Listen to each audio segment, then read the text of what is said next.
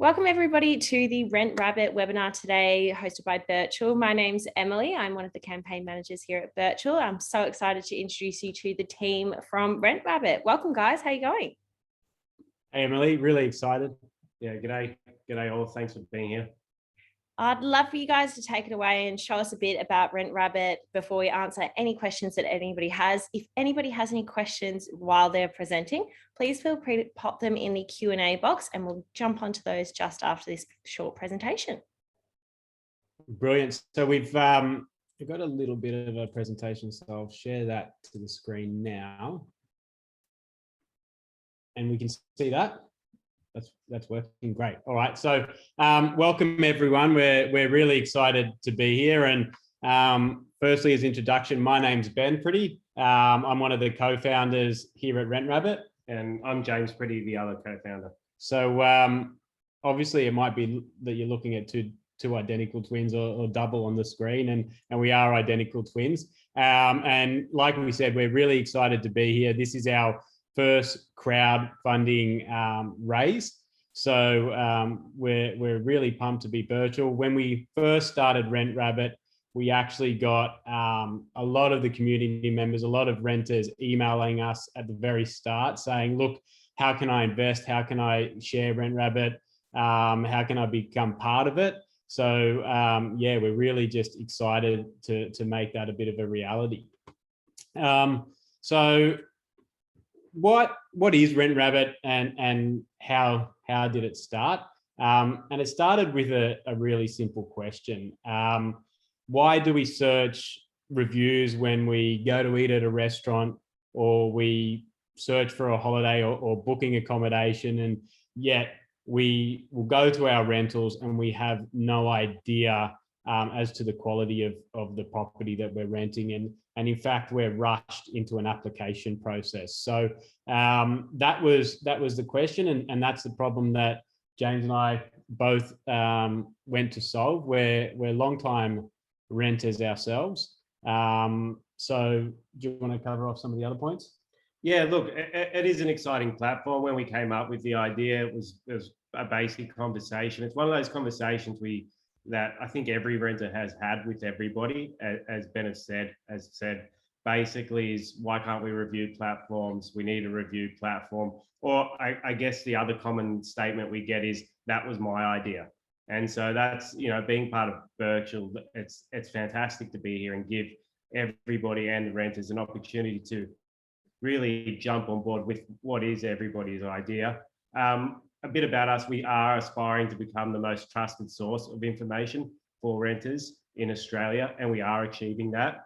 And the purpose of the raise is to accelerate our growth plans, targeting subscription services.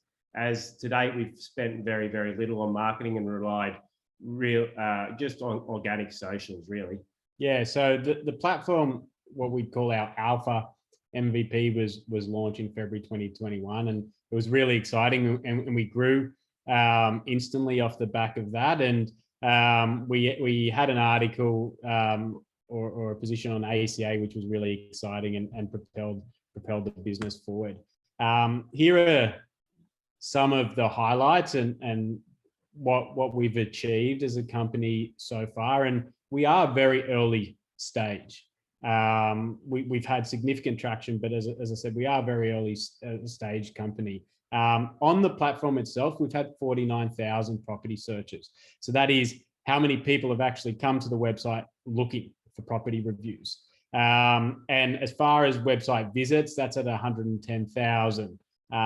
One of our biggest platforms, and James mentioned it just before, is we haven't spent any capital really on pushing the marketing of the product, and we've relied heavily on our socials. And we've had a huge social media reach of 4.2 million. As far as rental reviews on the platform, we've got over 2,800 verified reviews on the platform and 7,500 users. And a bit about it, where we've been covered and who we've been covered by below. And I guess one of the key significant achievements for us is getting recognised by groups such as REA Group, which is realestate.com.au. And being a rental review platform, it's really awesome to see that they've taken to the platform as well. So a bit about our business model. You know, how does Rent Rabbit make money? Well, we've essentially got 3 areas where we take revenue from. And the first one is our unique and popular review model. So as far as reviews go, and this is a question we get asked quite a lot, once signed up to the platform, the overall property ratings and top tips and suburb tips are free for anyone to search. We do hide the reviews, and the review part being what the last tenant said. And that can be purchased for $30. What we do is we give $20 of that back to the reviewer that left the review, so that it sits in a wallet so that they can purchase their next review. So it's a pay it forward business model. I like to think it's similar to, if anyone's used usertesting.com out there, where you can test your products and you get paid for your feedback. It's very similar to that. Why did we do that? Well, a lot of review websites make money from people's reviews. And if you look at the big ones, maybe Yelp, for example, that's user-generated content where you've shared your thoughts and your review. They then monetize that and use those reviews to really expand their business. Well, what James and I have always been passionate about, and the whole idea of the setup of the business, is to help renters. Of course, we needed to make money to cover our operational costs. So one of the best ways we could think of doing that is by having a paid system where the renter that left the review actually gets paid for it as well. Yeah, and I think from there, the natural progression for any business for recurring revenue is obviously moving into subscription services and a subscription model. And as the reviews started coming in, we get a lot of interaction with the renters, a lot of questions, a lot of tips of what they would like to see and what they wouldn't like to see. And we moved into a subscription model for renters where we have 2 key products. We'll probably get into that subscription model a little bit more in detail later on. And then I guess, obviously, again, as renters have come towards us, asking us questions and rely on us as a trusted platform, we have those affiliate partnerships offers. So looking a bit more in depth at our core business, being the reviewer itself, and it is something that remains and will remain our core focus, even if we offer subscription models and things like that, because it's a unique value proposition that we're bringing to the industry. So these are insights that are not available anywhere else. And what we've experienced from working and looking at data and obtaining, we've got a data partnership with Domain, and that's why our user journey is really, really smooth when you look up any property in Australia. But if the idea is they're sharing a lot of existing data that is we call legacy, and it's quite archaic data. So what we're bringing is exclusive insights not available anywhere else. And it was a conversation I had with a real estate agent actually after launching Rent Rabbit, and she's like, well, you know, what can I tell you about a property when you apply? And I said, well, you can't actually tell me what I want to know. It has to come from the renter itself. It's easy access to the most important information, and there's actually no need. If you wanted to cut down your Saturdays and your time of waiting in line, and we've all done that when there's 30, 40 media reports of 100 people showing up to properties, you can actually narrow down your list and not turn up to a property that might be a 1 or 2 star property. The review form itself is much more complex, and we've taken a long time to develop it. It's not a traditional Yelp or anything like that form.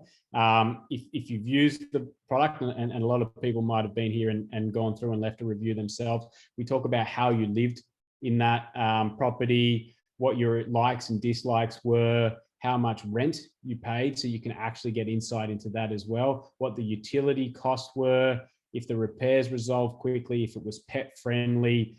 We have the open field for comments, and then we get deep. We also have things like, was the agent responsive? So It's a really in-depth form that we've tailored over time and based on the feedback of the user journey. Something that we're extremely proud of with the system, and it's a question we get as well, is how do you authenticate reviews, and are they anonymous? So there's strategic advantages that we've built into our business, and the one being our unique 3-step verification process. So when a user leaves a review, we actually use a combination of technology and also human assessment to look at that review. So firstly, we identify the person is who they say they are. We then allocate them a unique Rent Rabbit ID so that any review they leave, it's actually just got their ID and not their name, but we know they're a real person. Secondly, we ask for proof of tenancy. So that checks that box so that we know the person's actually lived in that property. And thirdly, when a review gets uploaded, we assess it according to a strict code of conduct and guidelines into writing the review. And we make sure that the reviewer has any opportunity to remove any names just to protect them in the future. And like I said, they've also got that ID assessed so that their name doesn't go against them once they've approved their profile and confirmed they are who they are. Strategic advantage number 2 is the ease and the seamless interface. So again, we've prided ourselves on how we've created the website and how easy it is to leave a review. It's tailored to a modern audience, and it's really leading the way in renter engagement. Yeah, and I think in terms of the strategic advantage number 3, the pay it forward system. Look, when we introduced this system, we had an influx of reviews, and what actually it's fascinating what happened is because users placed a value on their review, they went into much more detail with their reviews. They spent a lot more time filling out their user journey and what they really liked and disliked about the rental property. So from there, I mean, that pay it forward system really emphasized the quality of the reviews and I guess provided a lot more value for the incoming renter as well. And what's unique as well, and it's a question we get asked, is, you know, can the landlord or property manager look at my review? Well, number one, they've got to pay to see your review. So they're essentially paying you because you get a click for it. And then secondly, you've got a Rent Rabbit ID against it, and we don't reveal the lease dates. We just say it was the review was left within the last 5 years. So the pay it forward model has massive advantages to be able to confirm, hide people's names from the review, make sure that it's trusted and authentic, and also, you know, if someone wants to read the review, such as the landlord, and we do have landlords that want to read reviews, and agents, they have to purchase the review from the renter.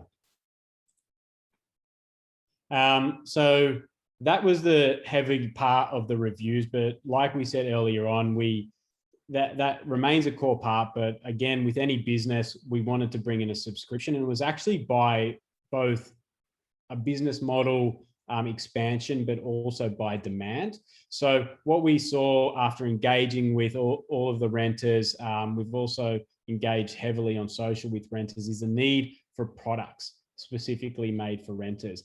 And we introduced a subscription service to meet those needs and meet that demand. And that was launched just 1 month ago, where we launched Tenant Vault, which is to put simply, you can upload all of your documents for safekeeping. It's cloud storage, and you can put all of your condition reports, or tenants can put all of their condition reports in there. They can also actually send it directly from their email, any receipts they get, straight into Tenant Vault.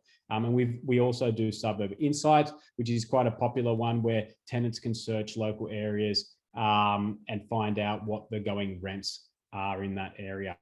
And then we've got an affiliate program as well. And just to recap on that, there's some services that you might recognize, such as Movable, or utility services such as Sumo, where we're trying to get the best deals available for renters. And obviously from a Rent Rabbit business perspective, we take some referrals from that.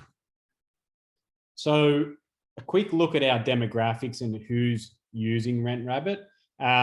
We've fastly become a really popular business on socials, and it's something, again, we pride ourselves with. It's the new age, and where most people are, I guess, they're interacting with our assets. So from a demographics, we're really tailoring, and much of the business is tailored in that earlier area, in the earlier age groups. And then, as you can see, something that we're all like really, really proud of is really surpassing some well-established businesses with how many renters are engaging and following with them.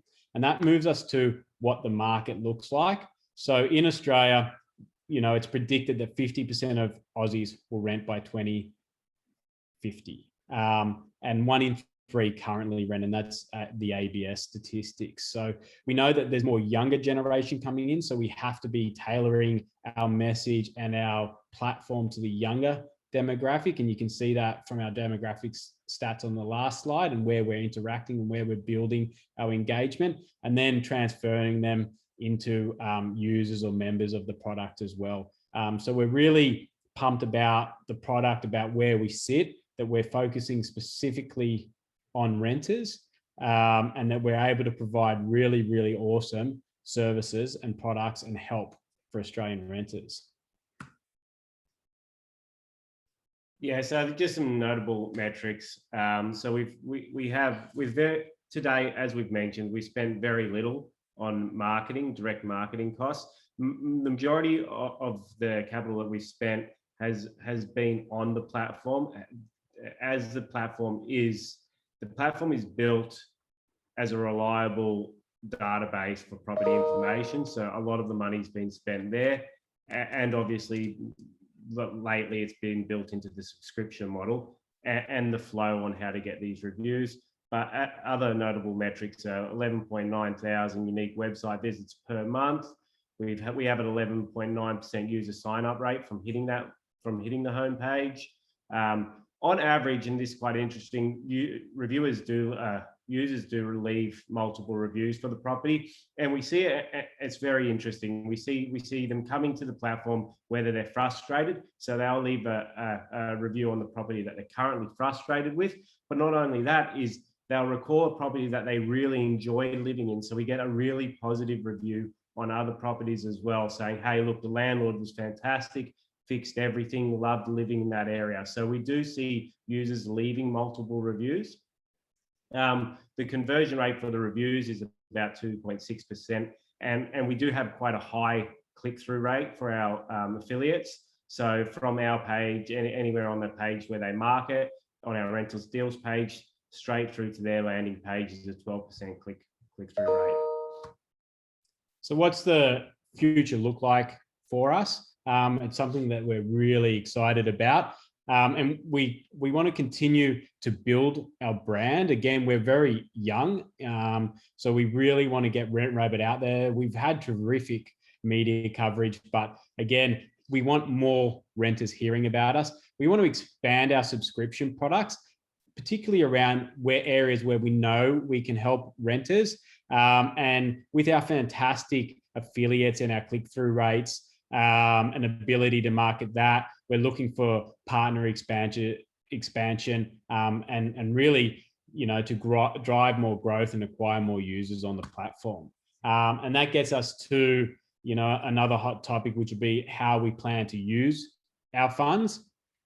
As we've said, again, we've spent very little on marketing. So much of our plan is to really get more customer acquisition, but do it very smartly and make sure we're getting returns for the business on any marketing investment. And James and I have been really, really, I guess, focused on that. There's very little platform development to be done. So it's mainly about maintenance. And again, if there is any platform development to be done, we really want to be around our subscription product and building value for the renters there. And then obviously we operate a very small team. So it's about expanding our team and helping us deliver on all of these assets. Any further breakdown on the use of funds will be put in our offer document when that's released as well, just prior to the offer. So, and this is our last slide before we open up to questions. So, what is an exit strategy? And I think, the Birchal team has been clear, and there are rules and regulations around crowdfunding and what you can say and what your exit strategy is. At this stage, our focus remains on growing our core user base, our core subscription model, and expanding our services. We think we have a unique product. We know we have lots of renters and acquiring lots of users on a daily basis. So it's now about really growing and accessing that underpenetrated market and helping renters where we can. However, along the journey, there might be opportunities to, list on the stock exchange or acquisition of the company. And in real estate and in property specifically, there's been instances where some of the larger players have acquired some of the smaller and up-and-coming ones. So that's also a possibility. Two other things that we thought we'd highlight just before the end of it is startups similar, and these are questions we've had before, startups similar in the US. So I was lucky enough and I reached out to the founder of Open Igloo, which is an app-based review form out of Brooklyn in New York. And so they've managed to raise 2 million US as a startup, and their valuation, they raised it in two pockets. So it's at a 5 mil US and a 10 mil valuation. And they continue to grow theirs. Their business model has changed over time, but they're sort of coming around to what we're doing in Australia, which is selling the reviews back to the landlords, because landlords will typically own a big building in the US. And there's also another one in the US called Who's Your Landlord? And so they were just some notable ones that we thought we'd include in the presentation. And I think that's it, Emily, and we can open up to some questions. Fantastic, guys. Thank you so much. That was super, super informative. So I've had a question. What is your competitive advantage and how are you planning to stop a competitor, say realestate.com.au group, from enabling this feature on their website? Yeah, it's a great question. Real estate or the big players, as I said, they're more interested in acquiring the smaller ones and seeing how those startups go before they invest. And flatmates.com.au, for instance, is a notable one where it was a startup and then acquired later on.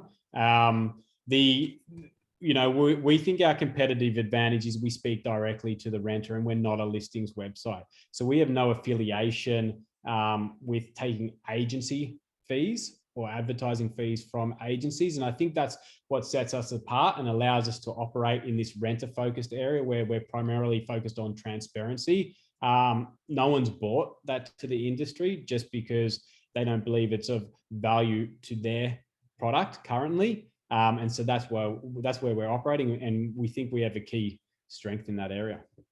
Yeah, awesome. So the $30 figure that you currently charge for people to access a review, how have you arrived at this figure?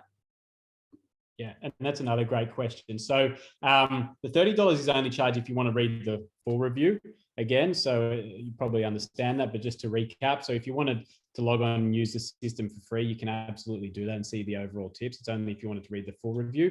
The $30, we did user testing and asked exactly that. How much would you be willing to spend? We also have arrived at that value when we look at other products on the market. And for instance, CoreLogic sell data reports or property reports for $40 per property. So we've assessed it at that range. Awesome. How many reviews are currently being searched per month, and how many subscriber users do you have at the moment? So we have 7,500 subscribed users. And as far as the review searches going, so we've had the 49,000 property searches. So if we divide that, we'll have to do some math. So probably about 5,000 a month. Yeah. Awesome. And how do you plan to increase the number of reviews you already have?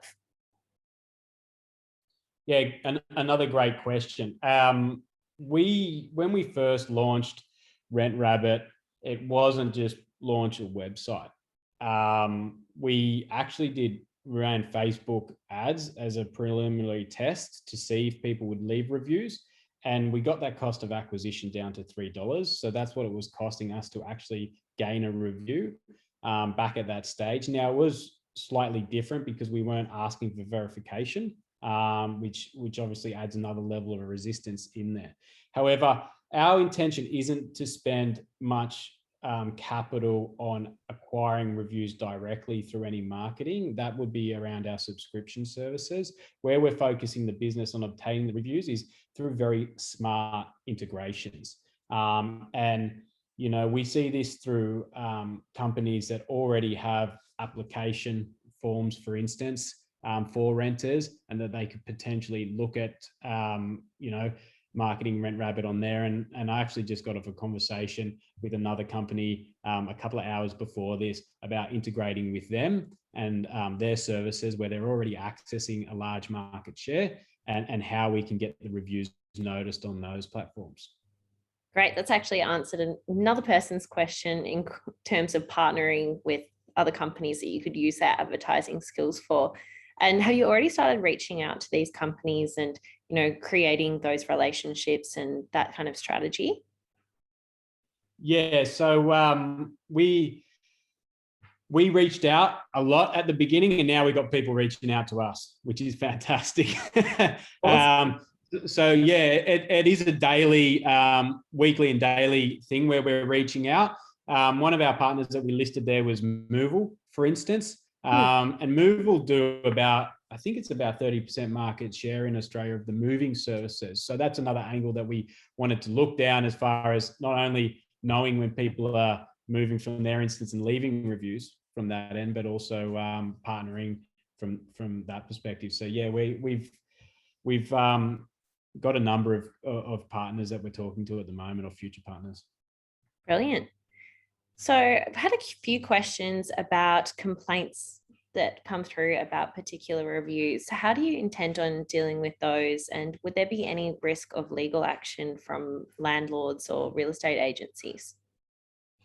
So when we launched Rent Rabbit, we did a very thorough look at this, and that's why part of the system's really built around protecting the renters. So part of our policy when you leave a review is not to put any names in that review. As we know, with businesses and properties, you can review businesses and properties, and there's low risk of defamation in that. It exists for TripAdvisor, exists for Yelp. We were advised, and we built our policies with KWM lawyers, and that's on the back of some really, and you can see from our EOI and documentation is who our advisors are, having been the CEO of CoreLogic. So we've been able to utilize and leverage our advisors to speak with best law practice and people in the industry and understand rules around data, around reviews and that. So we're really confident in that system. Someone's asked a great question, actually. What about when a new agent is employed or a new landlord owns the property? Could the agent or landlord inform you so that the bad agent landlord kind of section or review can be reviewed or removed? Yeah, absolutely. Look, there's nothing in there at the moment, you know, other than to email us, but absolutely as part of our product development and what we're looking at implementing is things to those natures. Yeah, we have a lot of landlords that contact us. We have a lot of landlords that are users of the system, because funnily enough, they're also renters. So yeah, there's absolutely that. And there's a lot of landlords that see the benefit of a system such as Rent Rabbit as well to make their property stand out. Yeah, fantastic. Where do you get your current property data from? Did you say that it was Domain, and why would you choose Domain statistics over, say, realestate.com.au? Yeah, we import a lot of our data, and we do it through a number of resources. It's not just Domain as well. What we found, and that's why we've got a critical data advantage over and something that's really important to the business is a lot of that data is just shared over and over and over again. So for example, when an agency lists a property, all the data gets merged into one area and it's shared across real estate and domain. And we find a lot of users come to us to update and update the properties as well. They're like, it doesn't have a third bedroom. So yeah, we do have resources where we pull, and we know of many where we can get our data from. It's just a matter of us of how, what that looks like from our end with our partnerships. But yeah, from what we're gathering is very unique data. No one has that user generated reviews of those properties. Fair enough. In a similar vein, if a landlord were to contact you to correct a few issues and want to record that under the review, how would that be processed? Yeah, look, the landlords do contact us already about reviews and their properties. And in that regards, look, this is always from a renter's point of view. On the platform at the moment, we're purely focused on what's the renter's point of view on that property. So it's very much focused on the property. They obviously, if there are issues with a landlord or an agent, they can't name them personally. The landlord is able to respond, and we tested that. We did have that implemented as part of a roadmap very early on the platform. But at the meantime, that's just on pause. The landlord can come to us. They will eventually be able to respond to reviews.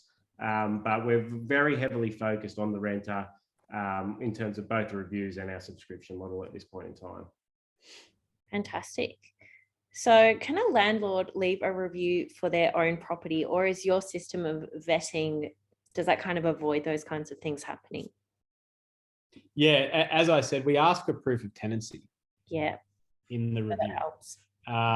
So that helps avoid that situation. And hopefully they're not fudging it, essentially. So is there a startup fee when you start subscribing to the platform, and is it ongoing every month? Yeah, so the platform's free to sign up.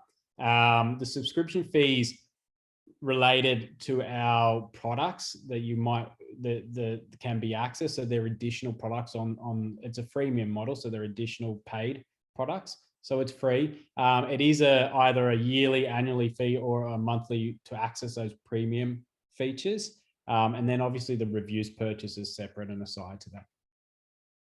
Brilliant. Are you currently backed by any investors? Yeah, so this is our first crowdfunding. So we completed a seed round, and that was to build the platform. And they're private investors, friends and family, and James and myself. Great. Have you engaged with, or do you plan to engage with, any tenant advice organisations such as tenant unions, state advice organisations? What's the plan there?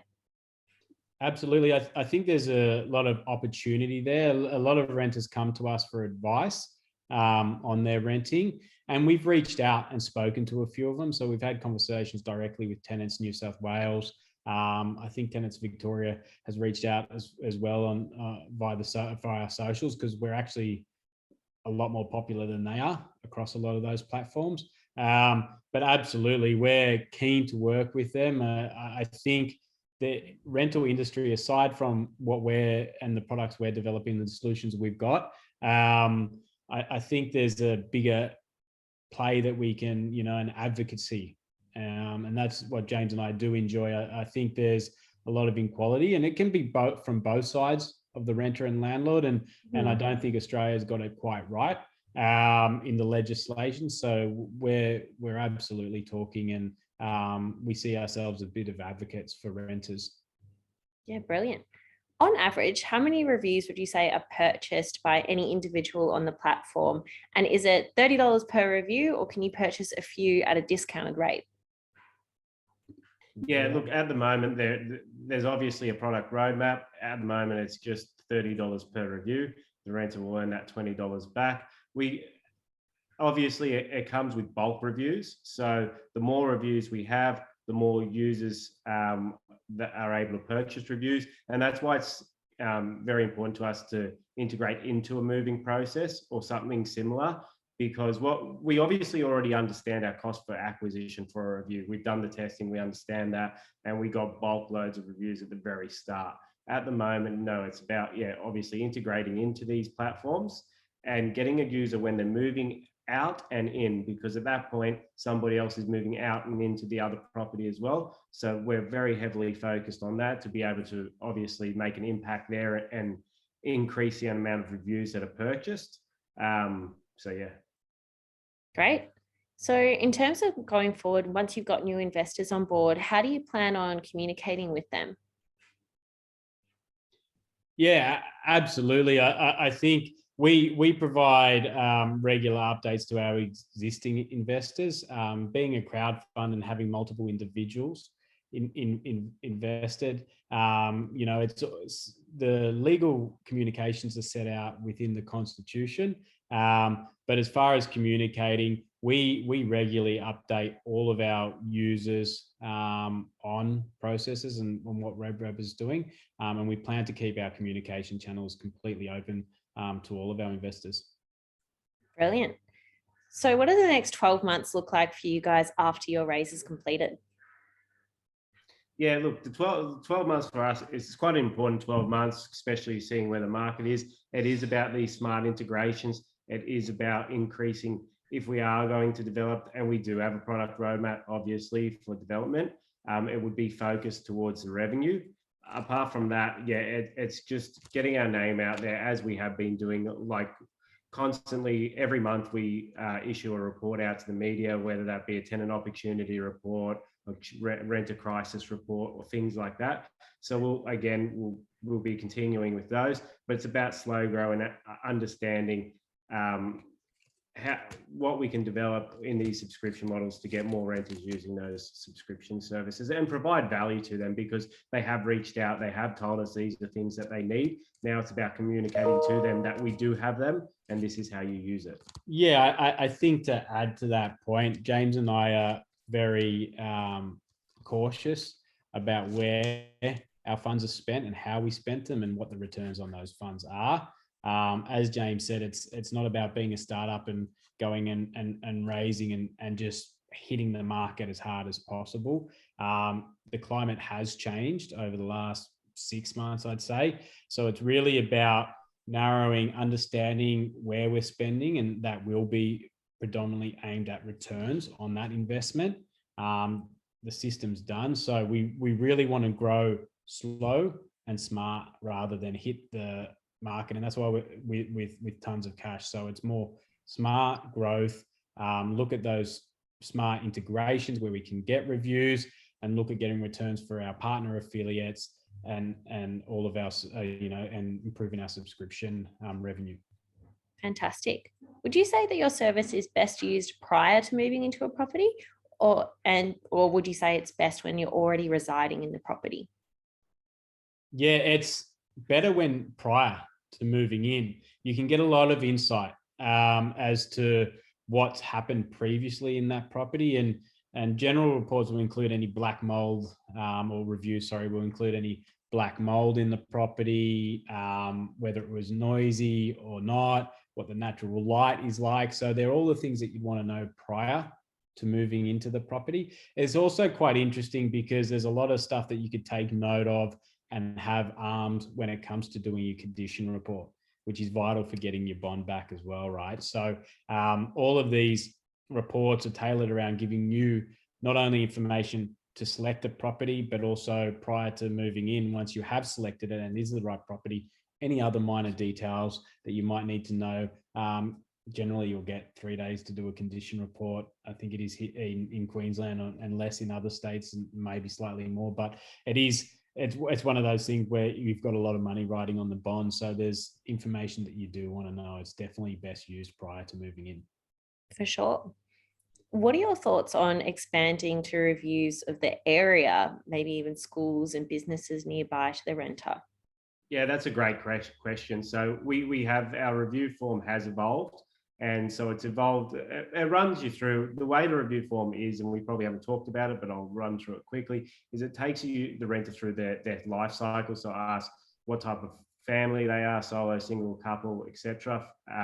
Then you go through your likes, your dislikes, your suburbs tips is something we've just added in. We've also, so that covers that. So any schools in the area, playgrounds, parks, that sort of thing, cafes, shops.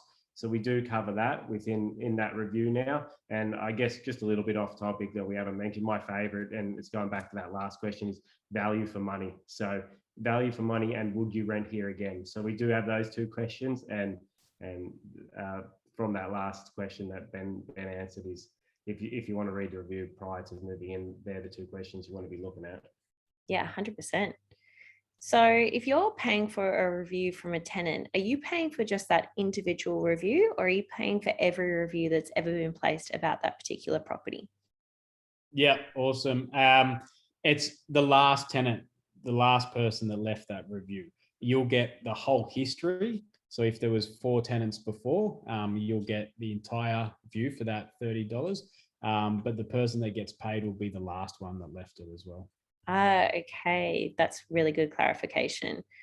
So in terms of getting new features on the app, what inspires you? Is it your community? Is it the users of the app? Or is it what you're seeing in the current market? Yeah, it's largely the users in the community and what they've asked for. So one thing that a lot of users came back and asked for was, can you compare everything? Right? So not only properties, can you compare my utilities? Can you compare all the other renter services? Electricity, gas, bond payments, is all of these little ones. And that's what inspired us for our renter deals page, is to really, what value can we bring to the renter? The rental market's so tight for renters, and we all know that rents increased, and media have covered that enough. But it was like, so how can we arm renters with the best deals possible? And that's what inspired that section of it. The subscription was, again, inspired by a lot of renters asking us questions and what they needed. So what happened? I've lost my tenancy agreement. Where are my documents? Where are my rental ledgers? I've got to now apply for a new place. The old put your tenancy agreement at the top of the fridge. So like these are the things that inspired the subscription model. Yeah, awesome. So just going back to that question before regarding reviewing the area itself and businesses around it, would you ever consider making that into a separate product? Yeah, the data is built that way, so it can be API'd and pulled out. So for instance, if it was in pick a suburb, Port Melbourne, for instance, we would know the suburb information for Port Melbourne, no matter where that review was done. If it was done on X Street or Y Street, we can pull that together and give that information for sure. Awesome. Where did the name Rent Rabbit come from? No, Ben can answer this one. It's a good question, and I like it. And it's, James and I were just texting each other one day, back and forth, and we were thinking, Survey Monkey, well, it's sort of a survey. Well, what can we do? And we were Rent Rabbit, and that's sort of where it stuck. We thought Rent Rabbit was a really cool name, and some insight into the logo. And if you've ever looked at the comment box, we didn't want to be a traditional property logo with a house. It's not what we were about. When we're about the renters and having a voice. And so we came up with our little comment box, and there's a cheeky one where the rabbit's actually turned its back with its yellow tail. And it's sort of turning its back on the industry, or providing renters with a voice. And that's where that came from. Yeah, awesome. So in terms of your product roadmap, was that all covered in your presentation at the beginning of this webinar, or is there something that you haven't mentioned at this stage, or is there something that people can get in touch with you about if they've got any questions?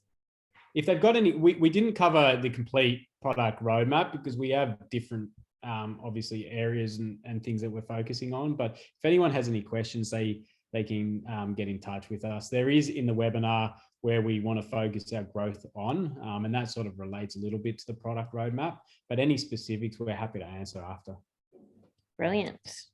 Okay, awesome.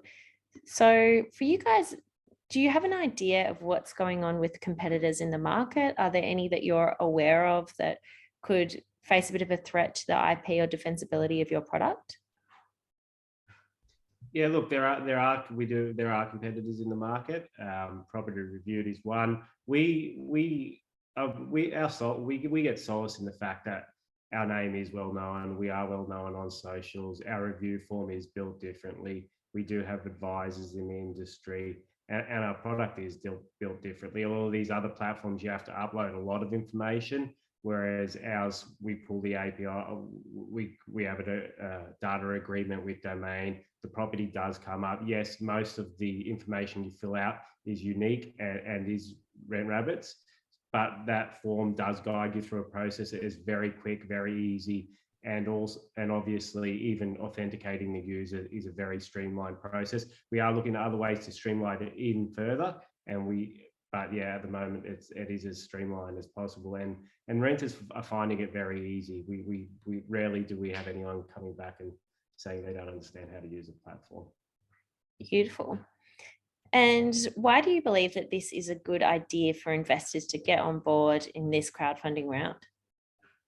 Yeah, look, we're at an exciting stage because as a startup company, and I mentioned we completed our seed raise, that's when you're trying to find product fit and market fit. We obviously did trials before that and we saw fit there. The company's evolved and it's really got a lot of traction now, and we know where we're heading and we know our conversions and we know what we're aimed at. So as far as an investment goes, it's about, at this stage, it is believing in Rent Rabbit and the numbers that we're showing in our offer document and everything like that. But we're at a high growth phase as well. And by high growth, it means there's a lot of opportunity ahead. We do have people subscribe to our products. We do have affiliate partnerships. We do have people purchasing rent reviews. So we know that we've confirmed those metrics. Now it's about growing those, and it's not, I say it's exciting growth phase, but it's also still a continued slow, smart money growth phase as well. So it's an exciting time for growth, slow growth, smart growth, and that's where the return in value is. Awesome. Why did you choose crowdfunding over venture capital in this instance? Yeah, so we've met with a lot of venture capital firms.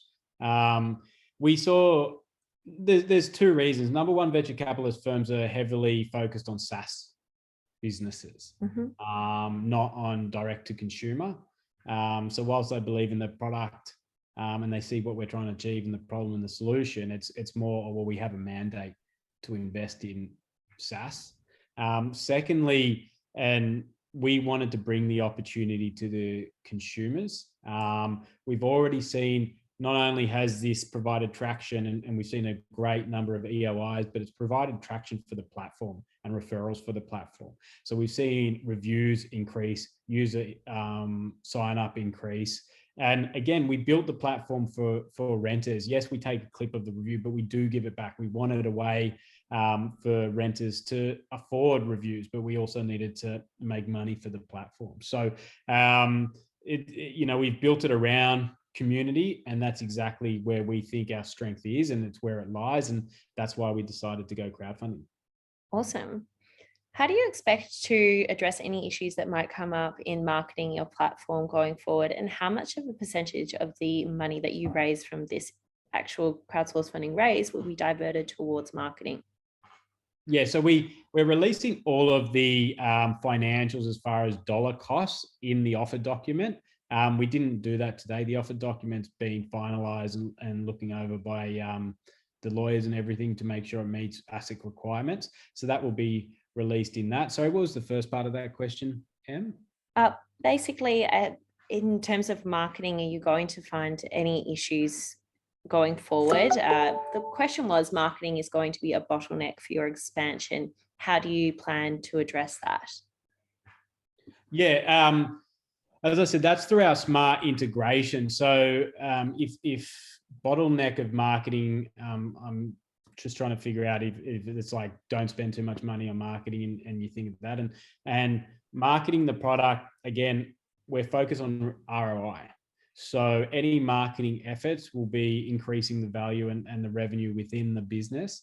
As far as getting the name out there, we have those smart integrations with moving products. We're looking at application forms and other. And I got off the phone a couple of hours ago with another product that's in market that actually accesses renters and landlords about integration that way. So that's what we're looking at smart. One way as well that we built in is when you leave a review, and the idea is you leave a review as you're leaving a property, you can download a QR for that property and hand out to prospective tenants as they're walking through, or leave it behind at the property as well. And that's one way that we found can spread the word of Rent Rabbit, is consumers promoting it directly and earning money from their review.